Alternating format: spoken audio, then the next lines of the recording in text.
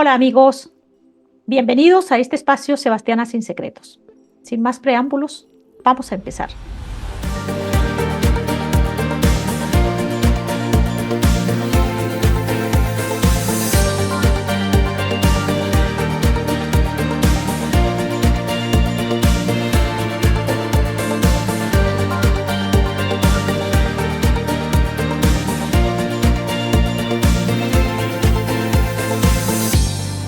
Este año, 2004, es fundamental no solo para el país, para los venezolanos, sino incluso para el continente.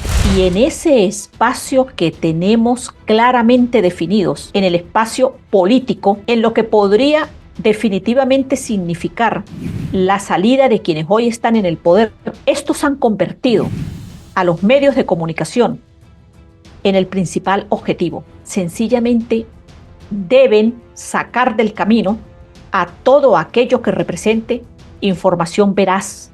Necesitan la confusión, necesitan el ruido, necesitan crear dudas en aquella persona que cree en el país, que cree en la posibilidad de que la revolución está llegando a su final.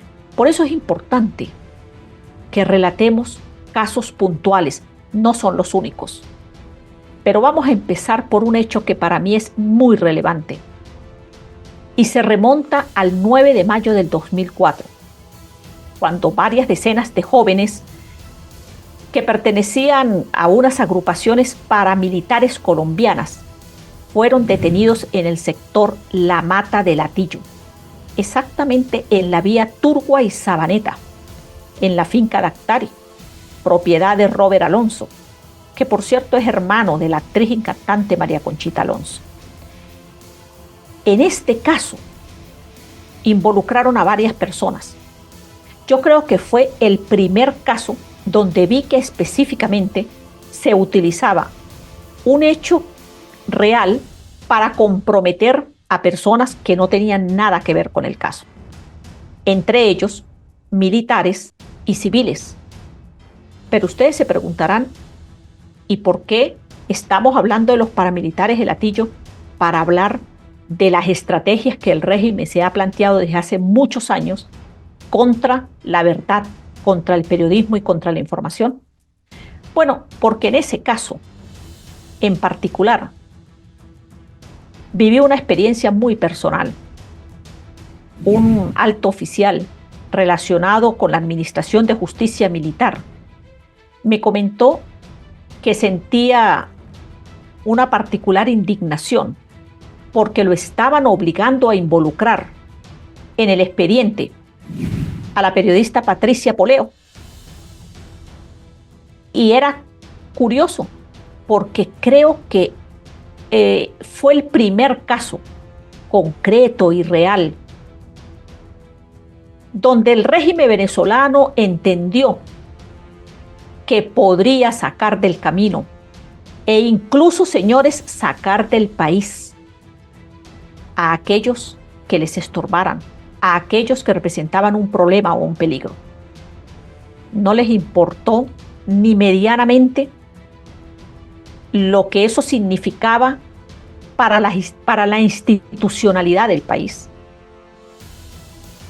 En ese caso, ni siquiera el hecho de que Patricia Poleo tenía sin duda una imagen como periodista de investigación por un caso, el de Vladimiro Montesinos. Quizás muchos de ustedes no lo recuerdan, pero Vladimiro Montesinos era asesor político y controlaba la inteligencia y la seguridad nacional en Perú durante el gobierno del chino Alberto Fujimori. Montesinos estaba oculto en Venezuela. Y aunque altos funcionarios de la Revolución Bolivariana asumían que sencillamente él era un fantasma en Venezuela, pues una investigación de Patricia Poleo, que por cierto le valió el premio Rey Juan Carlos de España, determinó que estaba oculto en el país y que quien lo tenían eran funcionarios del régimen venezolano. Finalmente, Montesinos fue extraditado a Perú, pero esa raya a la revolución nunca se la pudo quitar. Posteriormente, el 18 de noviembre del 2004, uno de los hechos atroces que ocurrió en el país y para la historia y la memoria histórica de Venezuela fue el asesinato del fiscal Danilo Anderson, que, como ustedes deben recordar, o algunos, sufrió un atentado en su vehículo. Pasó un año desde ese incidente. ¿Y a quién incluyeron en esa lista? Casualmente a la periodista Patricia Poleo, obligándola a tener que huir del país, asilándose en los Estados Unidos. ¿Por qué les hago mención de esto? Porque de ahí, de ese caso en particular, creo que empezó sin duda alguna la guerra más cruenta contra periodistas en Venezuela. Pero vamos a otro caso.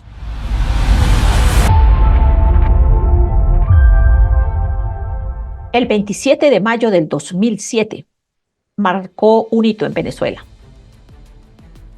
Radio Caracas Televisión, uno de los canales más importantes del país, apagó sus micrófonos, sus cámaras y sus luces.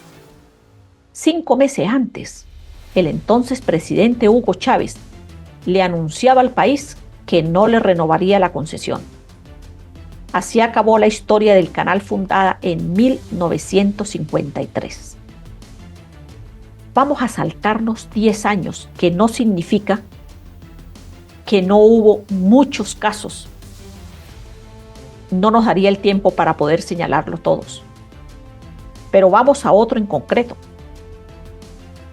Marzo del 2017. La periodista Eliangélica González sorprendió al país cuando, frente al Tribunal Supremo de Justicia, un grupo de militares, de manera vergonzosa, golpearon a esta comunicadora, la lanzaron contra el suelo y en unas imágenes que todavía resultan aterradoras, pues realmente casi le quitan la vida. Eliangélica también tuvo que irse de Venezuela. En el año 2018, escogí un caso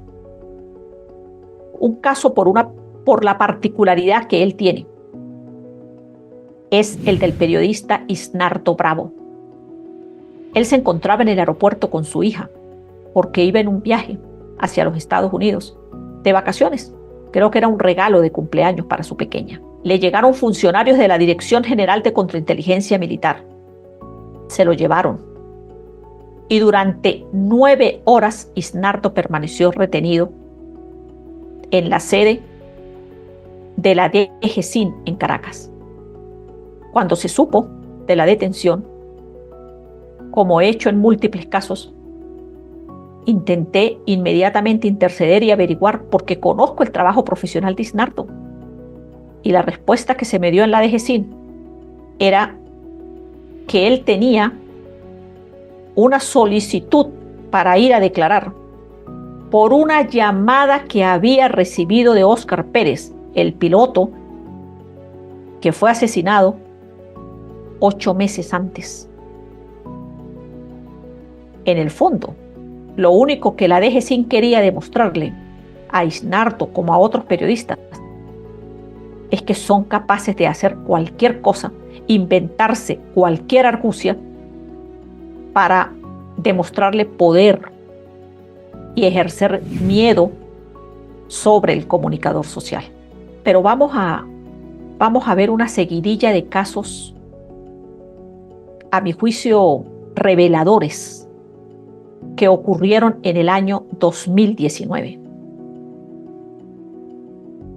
Esos casos tuvieron entre un elemento importante, militares y civiles, militares y funcionarios policiales, reteniendo a periodistas en Miraflores. Ciertamente causa miedo, porque esa ha sido la estrategia de la revolución bolivariana desde el principio. Han descubierto que sembrar miedo los hace sentir más poderosos. Ese 29 de enero de 2019 fueron detenidas en las inmediaciones de Miraflores Cardemil Maiker Iriarte de TVV Noticias y Ana Rodríguez de BPI TV. 10 horas estuvieron retenidas en el Palacio de Miraflores. El 30 de enero del 2019, para ese momento había 7 trabajadores de la prensa detenidos. 7 venezolanos: Rolando Rodríguez y José Salas. Franceses: Baptiste de Montiers, Pierre Caillet. Español: Gonzalo Domínguez. Y colombianos: Leonardo Muñoz y Maurén Barriga Vargas. El 26 de febrero del 2019, a las 7 de la mañana, fueron deportados periodistas de Uninoticias. El 27 de febrero, el periodista Mario Peláez, jefe de diario El Caribazo, quien había viajado a Cúcuta para aquel famoso concierto, cuando estaba de regreso, fue detenido por funcionarios militares y estuvo en desaparición forzada hasta el 1 de marzo, cuando se supo de él. Con él fueron detenidos algunas personas, otras personas que igualmente fueron sometidos a proceso judicial por ir a cubrir un concierto. El 6 de marzo del 2019, Cody Weld, que había trabajado para varios medios, ABC, CBS, Miami, Herald y demás, tenía 5 años en Venezuela como corresponsal. La DGCIN allanó su vivienda. Lo detuvo. Allanó la casa de su asistente, el venezolano Carlos Camacho. Los llevaron a la DGCIN. Cody fue deportado a los Estados Unidos ese día. Y hay un hecho que aún a muchos les causa profunda indignación, y sin duda a mí también. Es el caso del colega defensor de derechos humanos Luis Carlos Díaz. El 11 de marzo del 2019, cuando él salía de la emisora en la que trabajaba en horas de la tarde, pues fue detenido.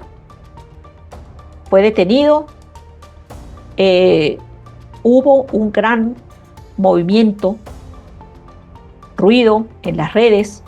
La familia fue a preguntar porque lograron determinar que alguien o algunos funcionarios se lo habían llevado, y por supuesto, como ocurre tantas veces, nadie daba respuestas. Él había recibido días antes amenaza por las redes sociales.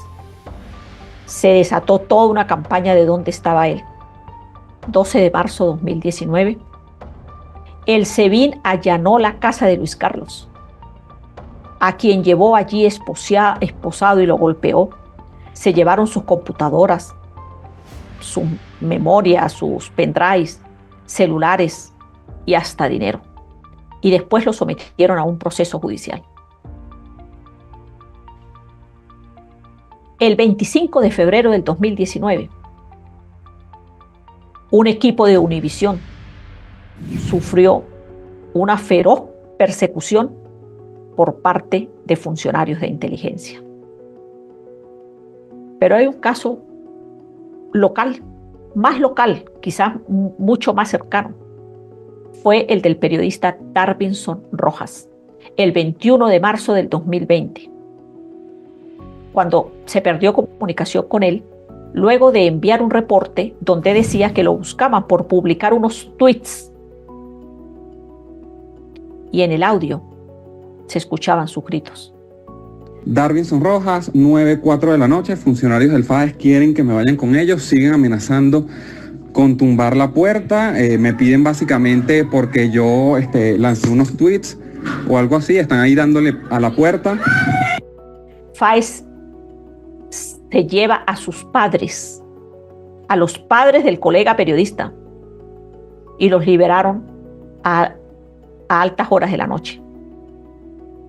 Darvinson queda detenido en el comando de las Fuerzas de Acciones Especiales, de la sanguinaria Fuerza de Acciones Especiales. Y lo presionaron para que revelara la fuente de las estadísticas de COVID en Miranda que él venía profesionalmente revelando. El 30 de marzo del 2019 fue detenido Danilo Gil. Al periodista lo detiene la Policía Municipal de Lagunillas, cuyo director reveló que lo hizo porque recibió órdenes del entonces gobernador del Zulia, del Partido Socialista Unido de Venezuela, Omar José Prieto Fernández. Pero para no ir muy lejos, para no seguir extendiéndonos en los cientos y cientos de casos de periodistas agredidos, digo uno más reciente, el del periodista Ramón de Jesús Centeno Navas y el joven Gabriel Enrique Zambrano Guerra. Ellos fueron el 7 de noviembre del 2021 en una entrega controlada de drogas. Detuvieron a varios diputados y personas comprometidas. A Centeno se le ocurrió ir el 22 de enero al Comando Antidrogas de la Guardia Nacional a entrevistar a un narcodiputado del Partido Socialista Unido de Venezuela. Y lo hizo frente a un funcionario militar.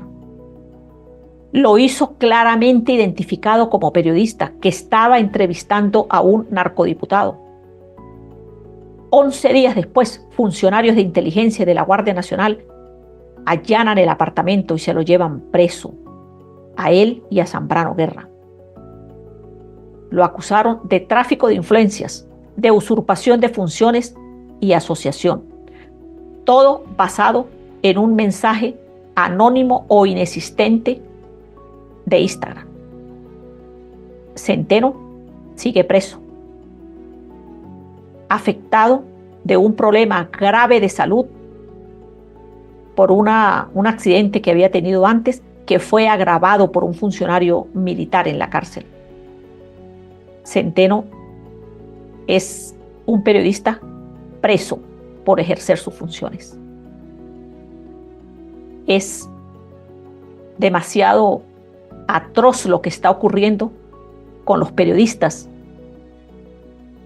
con los medios de comunicación. Y no pierdan, por favor, ese objetivo, porque realmente la intención del régimen venezolano no es nueva, pero este año va a ser más decisiva para tratar de silenciar la verdad, para tratar de imponer con sus medios de propaganda las matrices de opinión que les conviene para silenciar lo que realmente ocurre en el país. Veamos otro tema.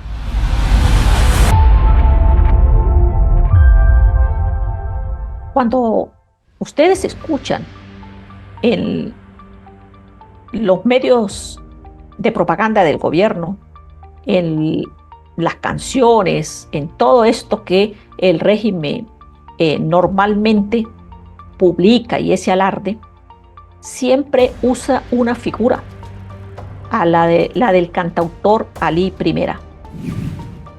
Este cantautor es usado y repetido como una figura de justicia, de reclamar por las clases populares. Y la verdad es que siempre fue antipoder.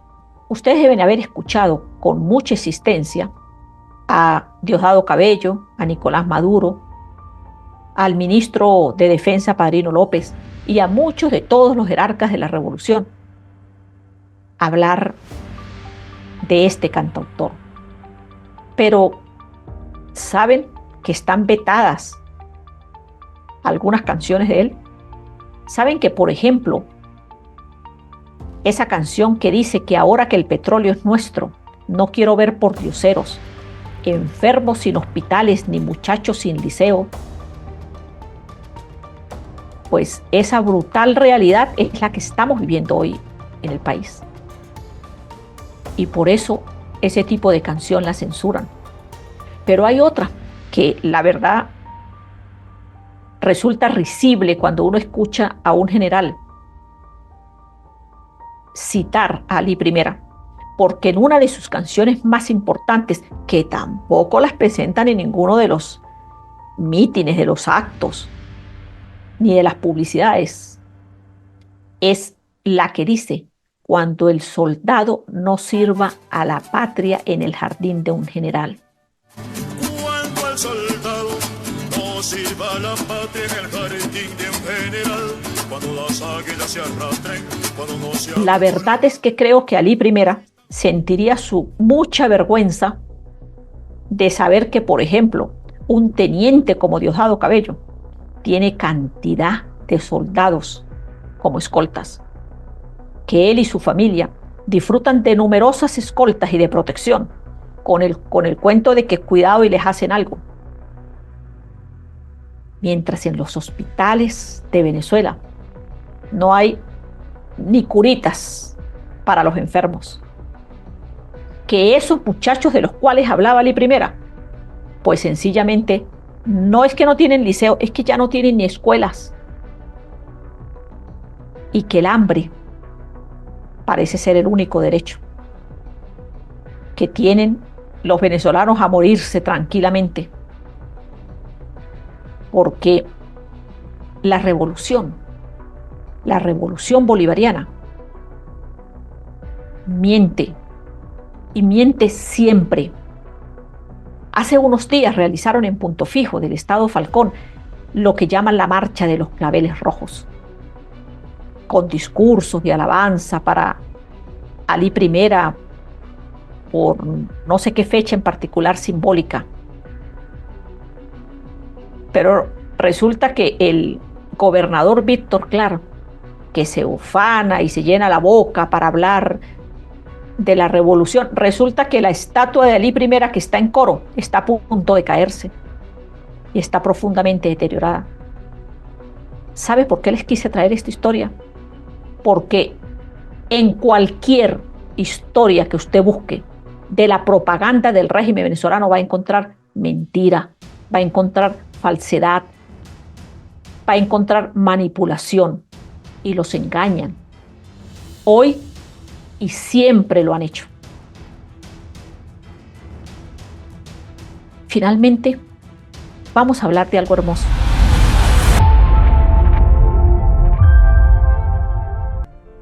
Mi poeta predilecto es Jorge Luis Borges, un argentino, loco y maravilloso. Fue él el que escribió: soy el que, pese a tan ilustres modos de errar, no ha descifrado el laberinto singular y plural, arduo y distinto, del tiempo, que es uno y es de todos. Soy el que es nadie, el que no fue una espada en la guerra. Soy eco, olvido y nada. Gracias, amigos, por acompañarnos, y los esperamos hasta la próxima semana.